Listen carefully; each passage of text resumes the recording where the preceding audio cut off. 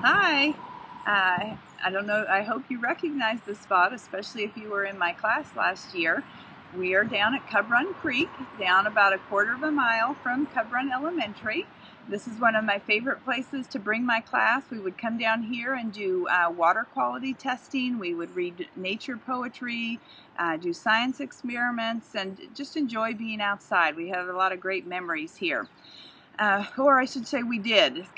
Come starting about January, there was a real increased emphasis on essential learning and preparing for the E-Card and SOL tests. And so starting about January, I could no longer bring our class down to Cub Run Creek, which was very disappointing. So I feel it's important to get kids outside and learning in their environment. I know once they come to love and spend time in the environment, they're more likely to protect and preserve it and work to do good things for the environment. And I think that's important for our future. So I'm here to share about a new nonprofit organization that I'm starting. The organization is called PEEPs. PEEPs stands for Protect, Engage, and Empower to Preserve the Future. It is all about providing enrichment activities to students, especially in the areas of arts, fitness, financial and money management, technology, environmental education, and I might be forgetting something, but those are, and world awareness. Those are kind of some of the main emphases that I'm having. I'm starting this program geared towards 4th, 5th, and 6th graders, and especially students who attend Cub Run Elementary, London Town, or Deer Park Elementary in the Sully Station area. So that's I'm going to, like I said, be providing and bringing together different organizations. I got my keys in my hand. I'm going to set those down. Different classes to help promote those things in our neighborhood. The idea is to build a learning community. This idea of building a learning community, I'm from a well-known education consultant. He speaks all over the world. I actually heard him the first time at a teachers conference in Bangkok when I was teaching over in Egypt, and he changed my perspective on the teaching, and he pointed out the way schools, he anticipates schools to look in the future. And I realized I wasn't a teacher by background. Many of you might know this. I actually graduated from Brigham Young University in accounting, and then was a computer technician for 5 years, home with my children for 10 years, and then when we moved back to Virginia, we realized we couldn't make it on one income anymore, and so I started looking for a career that would work well with our family, and teaching, seemed like a good fit, so I got my teacher certification. And when we moved back to Virginia 8 years ago, I started teaching, and have been teaching 5th grade most of that time. I realized when I heard Alan November speak that while I liked teaching and enjoyed what I was doing, I felt like I was good at it, it wasn't something I was passionate about. But when I heard Alan November talk about this teacher of the future, Nick, can you touch the screen? It went black. Thanks. This teacher of the future, I realized this is something I'm passionate about. He talked about involving students in service, in community service projects, and to make their learning authentic and real, and focused on things that they could do to help benefit their community and benefit other children and benefit other people. He talked about giving them a voice and using technology to help make that real and authentic and purposeful. And I was intrigued with that idea. And so ever since I've heard him, I've attended his conferences, I've followed his work, and I've tried to bring that teacher of the future into my classroom as much as I could. And so he's really been the inspiration for that. In fact, so much so that in my class we started working on a book towards the end of the year, and it's called The ABCs of Building a Learning Community. I had a contest, and this is the winning cover that won for our book that we're going to be publishing. The reason why this picture was the winner, and I think it represents so well the idea that I'm trying to show here, is notice this is by Julia Tongarm, by the way, and notice around around her picture she has the different local stores. I think it's very important when you're talking about building a learning community that you are involving these stores and local government offices, local businesses, because if our local businesses are successful and thriving, then our schools and our education are more likely to thrive as well. And so I liked how her picture represented that idea of bringing together the neighborhoods, the businesses, and the governments. And so that's an important part of my PEEPs organization. I'm going to keep this kind of quick.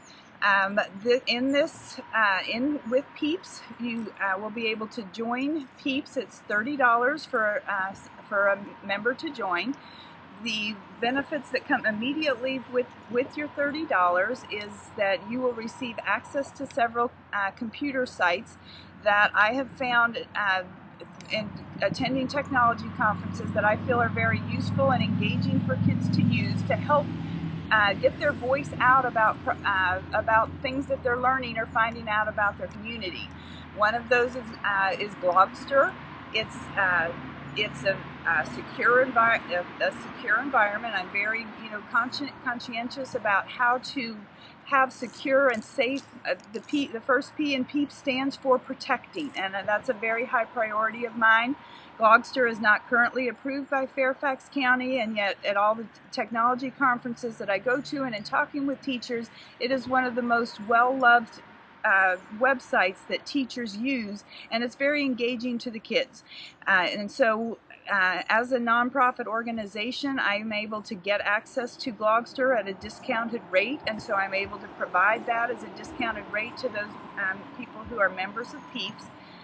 You will also be getting invitations to our newsletters. You will be able to sign up to take the classes that we're going to be offering. And there will be some of the classes are going to be free, and some of the classes are going to have there will be some fees for those classes. And as a member, you'll be allowed to come to both. The free ones are going to be open. It will be first come, first serve as far as signing up for those. And so you'll be able to come to those. Let's see, PEEPs, is there anything else that I feel like is important to know right from the beginning? Nick, will you slide that again? It kind of went gray there. Let's see.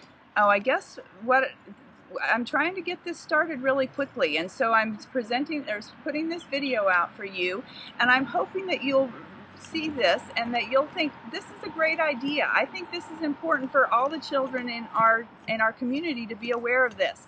And so I hope this is a grassroots educational nonprofit organization. That grassroots idea is very essential to my message that I'm doing. Everyone, and it's also essential to Alan November's message, when you are building a learning community, you are involving the parents, the grandparents, all the people in the community. The children and the educational progress of our community are dependent on it being something that is not just student focused. It's happening throughout the entire community. So I hope as you watch this video, if you see things in here that you like and you think that other people that you know would be interested in doing, please send this link to other people, especially right now 4th, 5th, and 6th graders in the Sully Station area.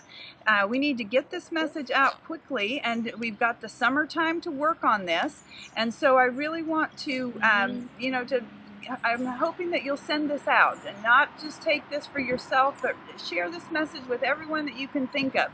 Talk to people about it in your churches. Talk to people about it when you're sitting at your baseball games and your soccer and your cheerleading and your taekwondo activities.